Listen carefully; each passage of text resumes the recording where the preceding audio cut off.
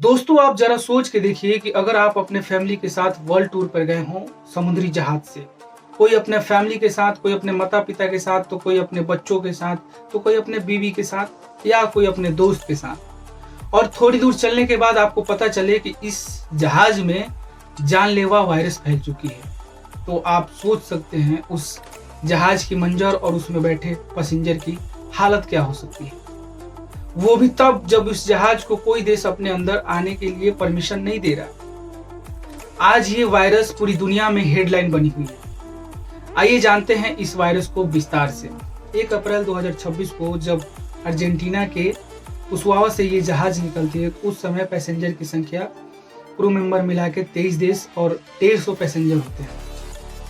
और जब ये जहाज निकलती है तो अंटार्कटिका और साउथ अटलांटिक के बीच के रिमोट के सफर पर निकल पड़ती है। और उस समय सब ठीक चल रहा था, सभी लोग खुश थे, सभी लोग एक दूसरे से हाथ मिला रहे थे, सभी लोग एंजॉय कर रहे थे, सभी लोग पार्टी कर रहे थे। इनमें से किसी को भी अंदाजा नहीं था कि एक खतरनाक मंजर जो बुरे सपने में बदलने वाली है। ट्रिप के 5 दिन बाद ही एक बुजुर्ग 70 साल का बुजुर्ग डच पैसेंजर को अचानक बुखार और सिर में दर्द होने लगता है। जब वो शिप के डॉक्टर के पास जाता है तो 2 दिन के बाद ही 1-2 दिन ठीक रहता है, फिर दूसरे दिन क्या होता है, उसको अचानक सांस लेने में तकलीफ होने लगती है और हालात इतनी खराब हो जाती है कि उसकी 11 अप्रैल को उसकी मौत हो जाती है। सोचिए, और ये मौत किसी को भी पता नहीं चला कि ये मौत कैसे हुई। आखिर क्या कारण था इसकी मौत के पीछे, कोई नहीं जानता। उसमें बैठे सारे पैसेंजर बैठे इस बात पर ध्यान ही नहीं देते हैं। वो सब लोग सोशलाइजिंग और एंजॉय करने में बिजी रहते हैं। 24 अप्रैल से जहाज अफ्रीका के पास एक आइलैंड सेंट हेलेना पर रुकता है। यहाँ पर मुर्दा पैसेंजर की पत्नी के साथ उतार दी जाती है। इस बीच वाइफ की भी मौत हो जाती है। सेम प्रोसेस होने के बाद इनको भी अचानक बुखार और सिर दर्द होने लगता है। इस बीच जहाज में मौजूदा लोग बीमार होने लगते हैं। 28 अप्रैल को एक जर्मन महिला भी बीमार होती है और सेम प्रोसेस, बुखार आना और सिर में दर्द करना, उसके बाद डेथ हो जाना। फिर उसके बाद ये क्राइसिस वर्ल्ड हेल्थ ऑर्गेनाइजेशन के पास जाता है, इन्फॉर्म किया जाता है, तब टेस्ट निकलता है। टेस्ट में हंता वायरस निकल जाता है। ये वो हंता वायरस है, ना इसका कोई इलाज है, ना कोई उपचार है, ना कोई वैक्सीन है। ये डॉक्टर के सूझबूझ से ही आपको इलाज किया जा सकता है। इसकी डेथ रेटिंग 20 से 40% है। अब आपके मन में एक ख्याल जरूर आ रहा होगा, जो मेरे भी मन में आया था, कि आखिर वो जहाज पे ये वायरस पहुंचा कैसे।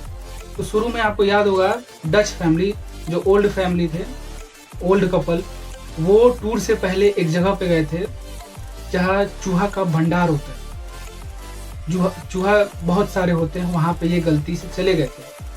और आपको बता दूं मैं कि ये जो हंता वायरस है, ये उस जानवर से होते हैं जो कुतरने वाले होते हैं।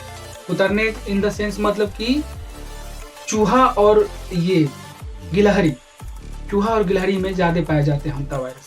ये क्या करते हैं कि जो मलमूत्र करते हैं, ये मलमूत्र करने के बाद इनका जो मलमूत्र सड़ता है और हवा में घुल जाता है, और वो इंसान उस हवा को लेता है ऑक्सीजन के माध्यम से, तो उसमें हंता वायरस हो जाता है। तो सवाल ये है कि इनसे, इस वायरस से बचे कैसे। तो मैं आपको बता दूं कि जितने भी कुतरने वाले जानवर होते हैं, जैसे कि एग्जाम्पल में चूहा, गिलहरी, इनसे दूरियां बनाए रखें, क्योंकि ये जो मलमूत्र करते हैं और इनका मलमूत्र जो सड़ता गलता है, हवा में मिल जाता है और ऑक्सीजन के माध्यम से शरीर के में जाता है, तो उसको क्या होता है, हंता वायरस हो जाता है। और हंता वायरस होने के बाद आप देख सकते हैं कि क्या क्या हो रहा है।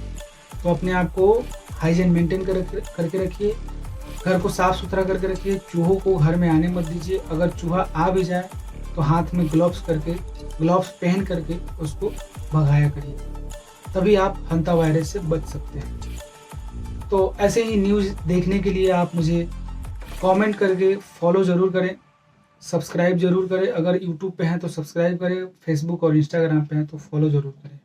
लास्ट में जय हिंद, जय भारत।